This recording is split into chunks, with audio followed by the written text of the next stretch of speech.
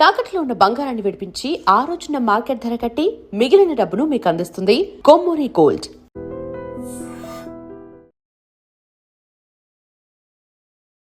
Hello everyone, welcome to iDream. నా పేరు Lumbini. Today we have certified health and wellness coach అలాగే Vedic nutritionist Vanaja Ramasetti గారు. ఆవిడతో మాట్లాడదాం.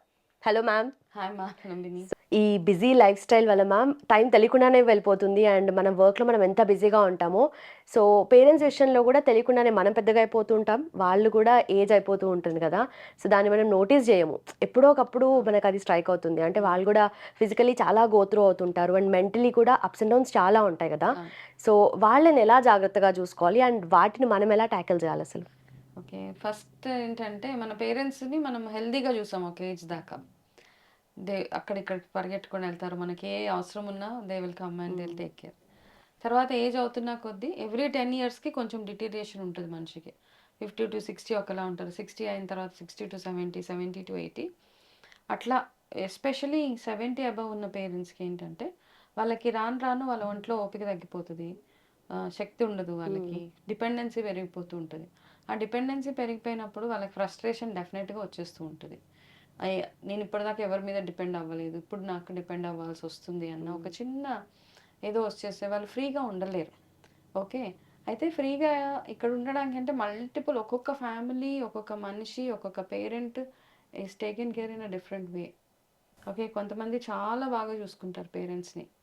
ఓకే, అట్లాంటి పేరెంట్స్ ఏంటంటే వాళ్ళకి హెల్త్ పరంగా కూడా వాళ్ళకి న్యాచురల్గా వచ్చే డిటీరియేషన్స్ ఏవైతే ఉంటాయో, బోన్ హెల్త్ కానివ్వండి, ఐ సైట్ అవ్వచ్చు, visits to hospital gets very frequent. So ఇవన్నీ వస్తూ ఉంటాయి. అయితే మనము ఇక్కడ నేను ప్రాక్టికల్గా కొన్ని ఫ్యామిలీస్లో చూసినవి ఏంటంటే, ఏజ్ అయిపోతున్నప్పుడు వాళ్ళకి డిపెండెన్సీ ఉంటుంది తప్పకుండా. అయితే మనం యాజ్ బిజీ చిల్డ్రన్ వర్క్ వైజ్గా బిజీ అయిపోతూ ఉంటాము. ఎట్లా ఉన్నా మీరు ఒక 5-10 minutes అయినా వాళ్ళతో టైం స్పెండ్ చేయగలగాలి. ఒకటి, కొంతమంది అసలే టైం స్పెండ్ చేయరు, ఏదో 5 days వర్క్ చేసేసి వీకెండ్లో కూర్చుంటారు పేరెంట్స్ దగ్గర. మనం ఎప్పుడైతే వాళ్ళని బర్డన్గా చూస్తాం, కొంతమంది ఏంటంటే they feel as if they make them feel, పేరెంట్స్ని ఎట్లా ఫీల్ చేపిస్తారంటే మీరు మాకు ఒక బర్డన్ అన్న ఫీలింగ్ తెప్పిస్తూ ఉంటారు అనమాట వాళ్ళకి. అబ్బా ఏంటి ఇట్లా చేస్తున్నారు, వీళ్ళు ట్రీట్ చేయడము, మాటలు అనేస్తూ ఉంటారు, మా పేరెంటే కదా పర్వాలేదు, వీళ్ళు అండర్స్టాండ్, షీల్ అండర్స్టాండ్, అట్లా అంతా అన్నప్పుడు ఏమవుతుందంటే వాళ్ళకి they feel they are a burden on us. Okay, and వాళ్ళకి ఆ అట్మాస్ఫియర్ వెల్కమింగ్గా ఉండదు కొన్ని ప్లేసెస్లో. అట్లా ఉన్నప్పుడు వాళ్ళ హెల్త్ ఇంకా షింక్ అయిపోతూ ఉంటుంది అనమాట. They are not happy, always ఒక షెల్లో ఉండిపోతూ ఉంటారు, ఒక రూమ్లో ఉండిపోతారు, బయటకు రాలేరు, నలుగురితో మాట్లాడలేరు. సో ఇవన్నీ చిన్న చిన్నవి మనం ఏంటంటే always make them feel they are worth, they are important for us. మాటల్లో కంటే కూడా మనం వాళ్ళకి చేసే యాక్షన్స్ ఏవైతే ఉంటాయో వాటిల్లో probably we should be able to tell them that I value you and you are very very important for us అని. ఎప్పుడైతే చీదరించుకుంటున్నాం ఈ మధ్య, ఓకే, చాలామంది ఉంటారు, రెస్పాన్సిబిలిటీస్ షేర్ చేసుకోవచ్చు, నో ప్రాబ్లం. పెద్దవాళ్ళు అయిపోయాక ఏమవుతుందంటే వాళ్ళు ఒకటే దగ్గర ఉండలేరు ఎక్కువ రోజులు. ఇప్పుడు 4 పిల్లలు ఉన్నారు, ఒక పిల్లల దగ్గర వస్తారు, వాళ్ళతోటి ఏదో చిన్న మాట అనుకుంటే ఇంకొకరి దగ్గరికి షిఫ్ట్ అవుతారు అనమాట. అయితే పాతకాలంలో we use to feel like అరే పేరెంట్స్ రెస్పాన్సిబిలిటీస్ షేర్ చేసుకోవాలా అట్లా అని మాట్లాడారు. But now I feel that ఆ షేరింగ్ ఏమవుతుంది అంటే, షేరింగ్ కాదు, అలవ్ యువర్ పేరెంట్. మీరు ఒకవేళ 3-4 పిల్లలు అయితే మీ పేరెంట్స్ని కొన్ని రోజులు మీ దగ్గర పెట్టుకుంటే వాళ్ళకి చేంజ్ ఆఫ్ అట్మాస్ఫియర్ ఉంటుంది. అండ్ వాళ్ళ లేకపోతే ఒకటే రొటీన్ అయిపోతూ ఉంటుంది, వాళ్ళకి బోర్ కొట్టేస్తూ ఉంటుంది, ఒకటే ఇంట్లో ఒకరి దగ్గరే ఉంటే వాళ్ళకి బోర్ అవుతూ ఉంటుంది. కాబట్టి change that, take them somewhere.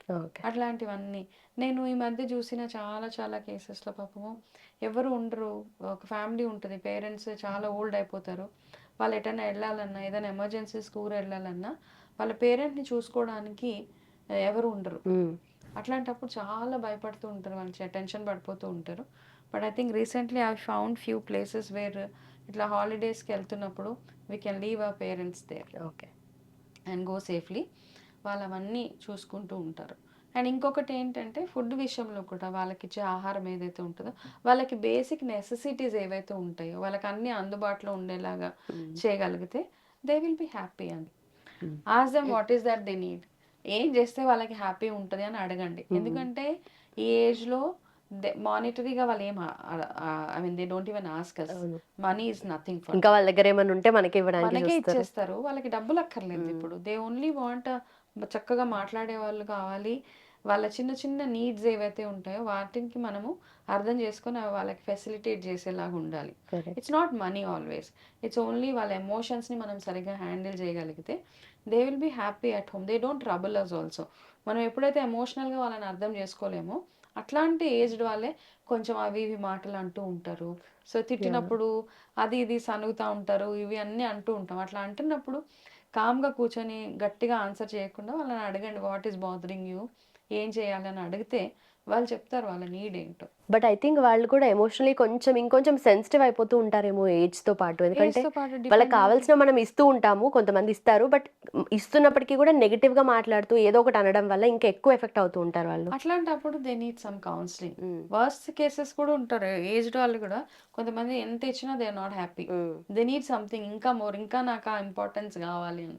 అట్లా ఉన్నప్పుడు I think they need proper counselling or guidance. But otherwise I think they are very many parents are very sweet actually.